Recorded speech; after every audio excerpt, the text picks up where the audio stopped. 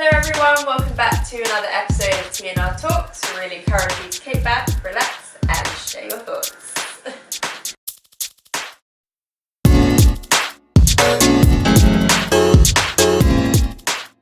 So today we are joined by Georgia. Hey Georgia! Hello! TNR Talks. Georgia is an old-time friend we met at uni many years ago, 2010, right? Yeah? Too long ago. Yeah, it was a really long time. I'm very excited. Yeah. So first up, we are gonna do a quiz. So, who wants to go first? Me! I'll go first, guys. Okay, the first one says, what is the estimated average house price in London? A, 600,000, B, 350,000, or C, 250,000 pounds? A lot. I think B. B? Yeah. Okay, Georgia? I feel like I just want to go outrageous and go with A. Okay. I can reveal that the answer is, in fact, A. Outrageous. Wow! £600,000. What area? That's why I live in Suffolk. I guess, I don't know how many bedrooms that is. I bet that's Yeah. probably 3 bedrooms, talking about like it's maybe a standard family size house. Yeah. With adequate space and stuff, maybe. Yeah, it'd be garden, Yeah. driveway, all that. Yeah. Just I a would basic expect thing that. exactly that every family should have. It's an eye-opener. Yeah, it is. We need to move out of London, guys. That's just the fact of the matter. Absolutely. We need to get the Suffolk average. Coming out to yours. Yeah, we should have actually. That'll be interesting. You guys search how much it costs on average for a house in Suffolk and let us know. Get back to us.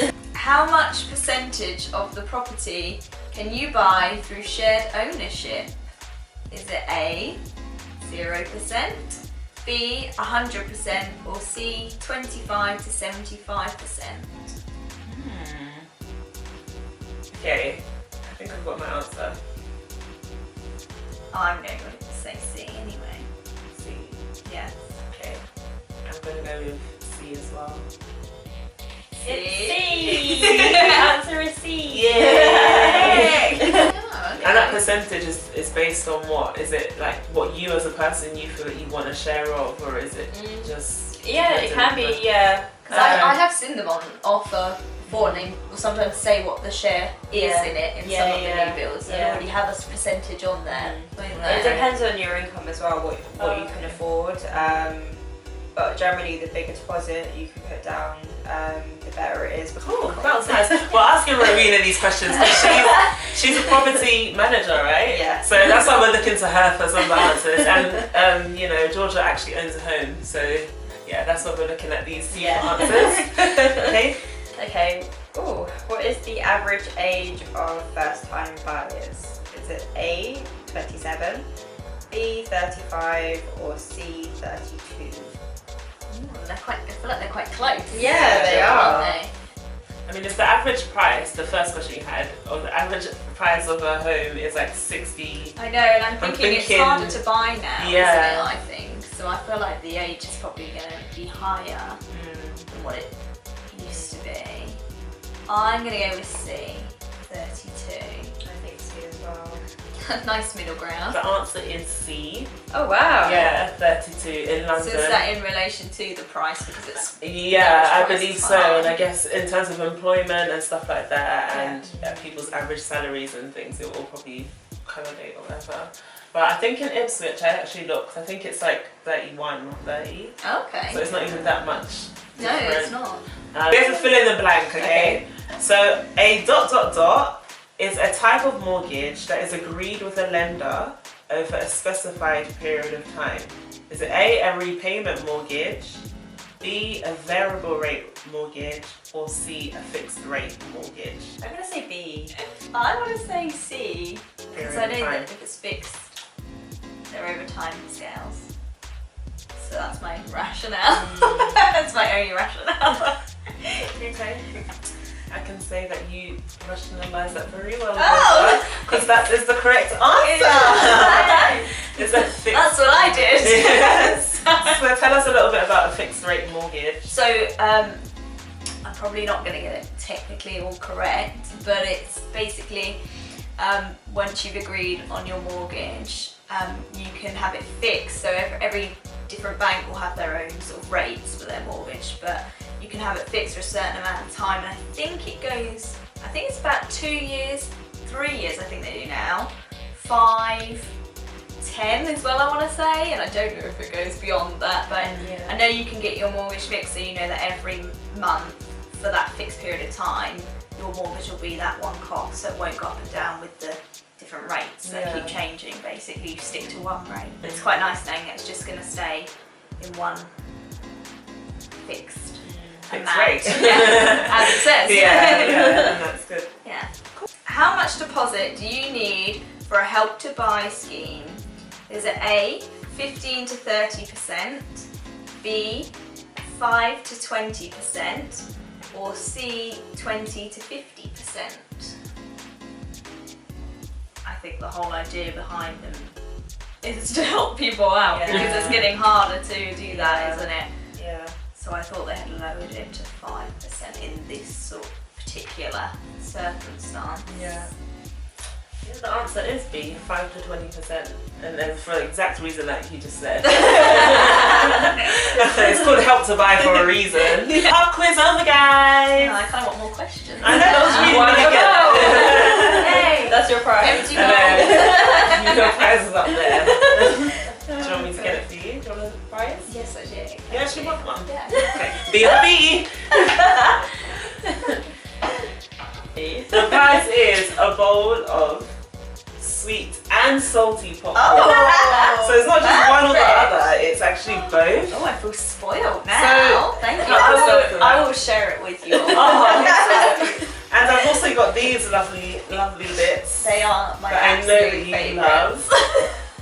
Because you bought them. So I've got you some of that stuff. Thank you. No I problem. actually have one right now. That's a fancy thing. I got sweet. I got there though. So. Oh, that was really salty. Right, cool.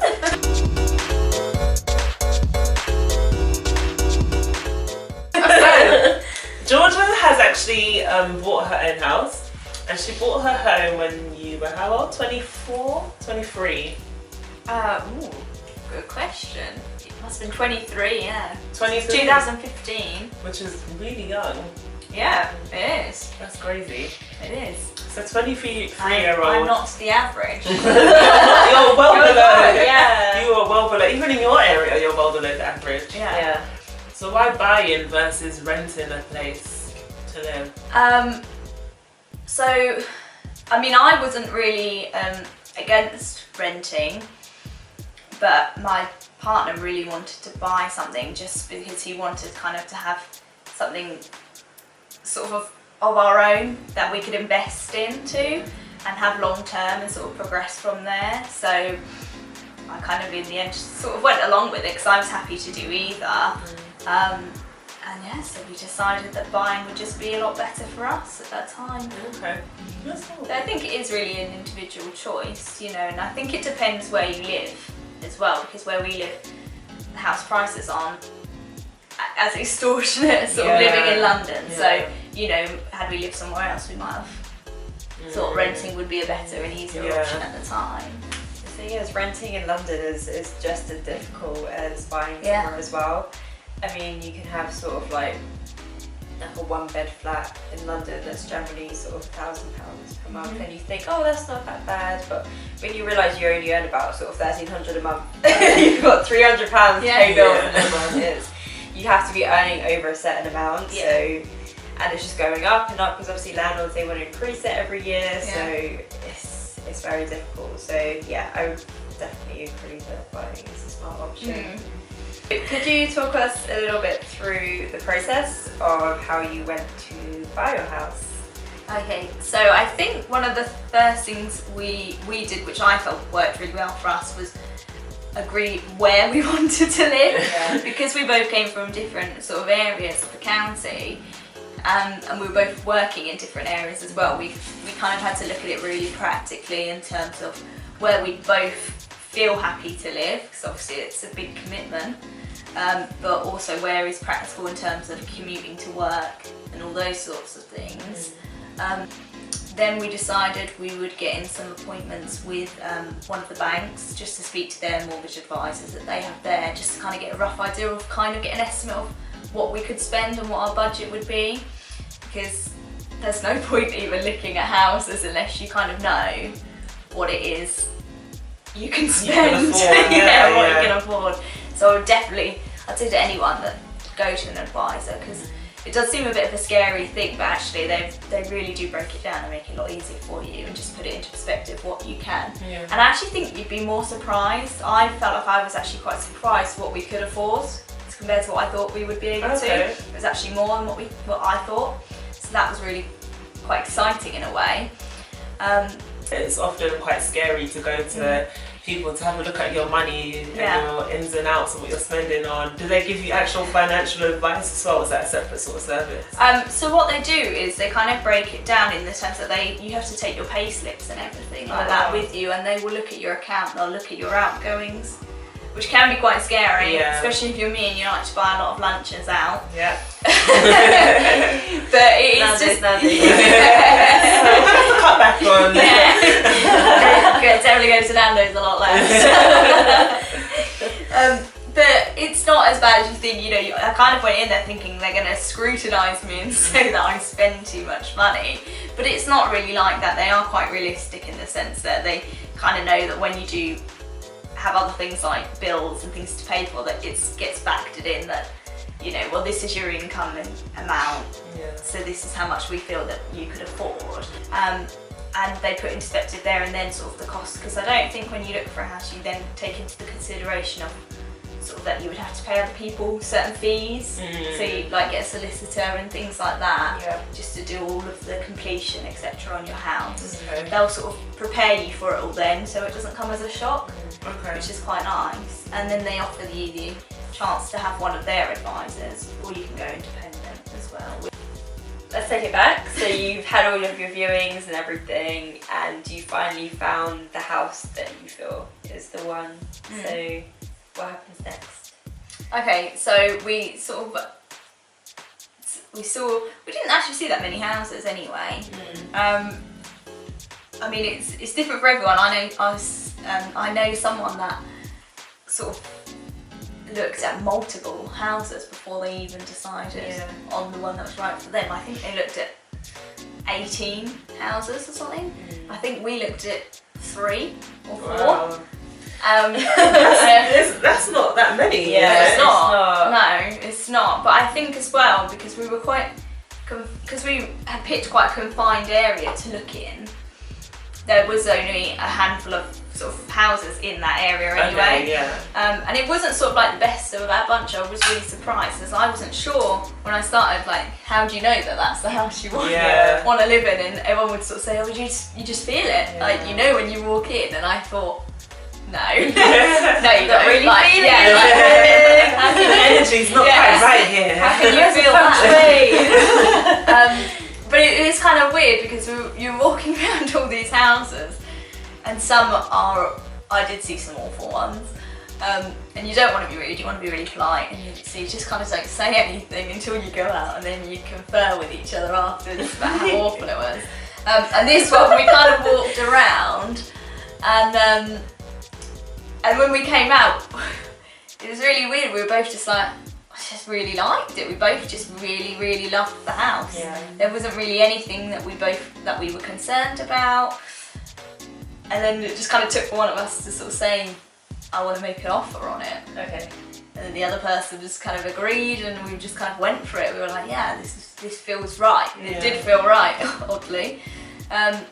So what we had done, as I said, we had an independent advisor. So we sort of said to them, we want to make an offer. And then they went ahead and put the offer down that we had decided on.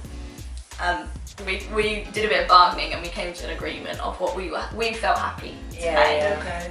And they were happy to accept, so it worked out quite well.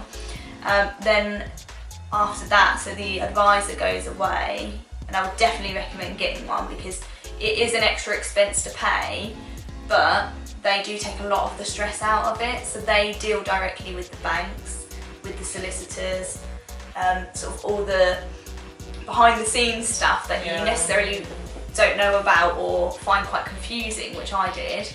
They will deal with it, so I was quite happy to pay that expense to sort of have the stress taken away from me. Because I kind of want to enjoy the experience, because it's a really big step, isn't it, in your life? It's a massive commitment. And ask Marina a quick question. Yeah. What is a surveyor? Survey? Survey you have to get done on your house. What is it like?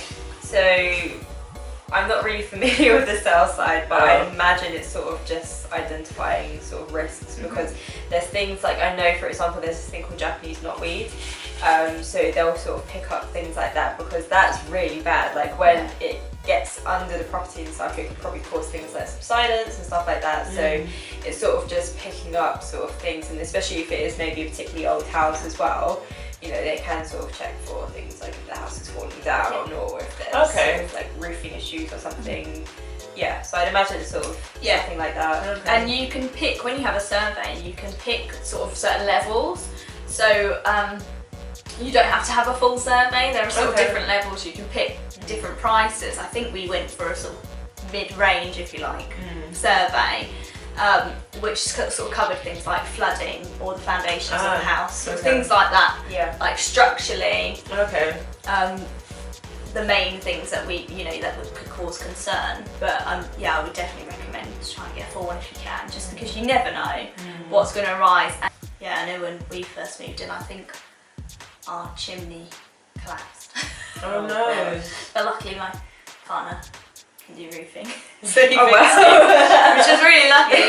So another top tip: go out with a builder. I was just gonna say that's actually really handy. It's good to have a handy man. It just cuts down, and a good one at that. Not someone who just says, "Yeah, I can fix it," and then just do a crap job.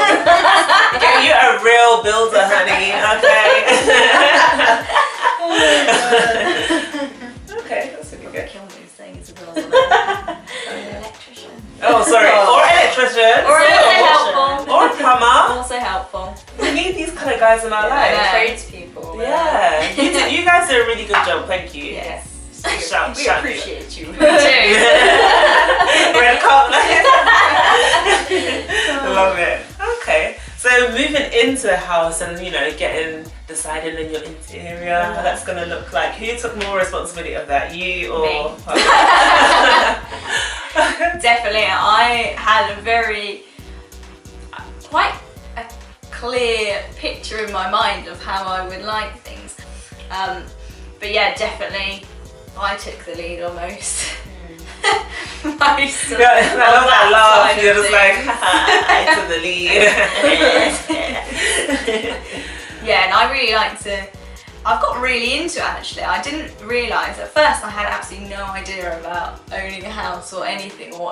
I would hate the idea of probably painting a wall, but I actually painted my whole house pretty much on my own. I ended up retiling my kitchen on my own, with my partner's dad. We tiled the kitchen together, and now I think he fears when he leaves the house because he's worried what he'll come back to. Because I just start projects now on my own. But it's great, and that's something I love about owning a house. It's your space, and you can put your stamp on it. And Well, to kind of close that up, this is some top tips that we've kind of learned or picked up.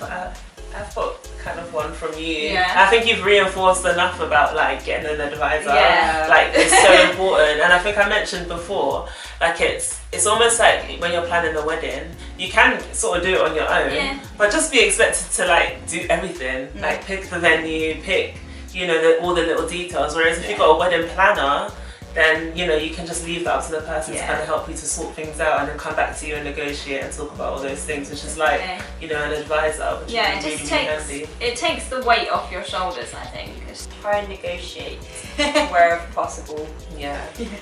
take advice from wherever you can. Yeah. And I think it's the same with anything in life, just don't be afraid to ask, because you never know what you can get. Yeah. So Definitely. in your head, you're probably thinking, oh no, it's a set price, it's on the website and everything. But you never know. They could be dying to get rid of it. Yeah. Yeah. True. Exactly. You never know. True. Yeah. I think definitely stick with it and get your surveys done.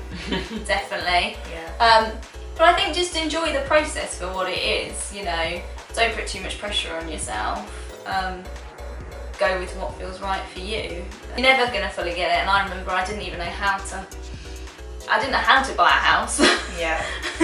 And so people would tell me, and I still would have no idea how to buy a house. Yeah. It's really once you're going through the process that you start to get it. And it is lovely once you've got one. So it's a nice achievement. So. Yeah. Well done, I'm proud of you. Yeah. 23 23. and owned a house. Yeah. Like, Very nice. I know it's a different area, but yeah. It's still a big thing. Yeah, it's such a big Yeah, thing, yeah. and well done. Yeah. Such a Thank great you. achievement. Thanks. Congratulations, Georgia. They all have to come round. and Yeah, see of it. course. Have a pity party. Do adult things. Whoa, that sounds weird. I meant like having tea and scones and stuff, right? That's what adults do. Yeah, Yes, definitely. I do it every day. Oh gosh. Yeah, because even if you sort of go into the bank or you go to the estate agents or something and you just try and assess your options, because even if you're not looking to buy immediately, it gives you something to work towards, whether that be sort of 2 years, 5 years, so at least you know, okay, this is how much I need to save for a deposit, this is how much I need to be earning, because to be honest, buying a house is a lot easier than people think. I mean, sort of paying the mortgage each month and everything is just like paying rent. So it's just getting together that deposit and getting together all of the initial funds. Once you've done that, you're set. So Definitely. Well, thank you for Thanks joining for us. having Thanks for me. coming on. We really No. appreciate it. I'm We very hope excited. you guys. We hope you guys kind of pick to learn stuff from it, and I feel like it's important not to be afraid to consider buying a house. But yeah, we look forward to seeing you in our next video. Thank you.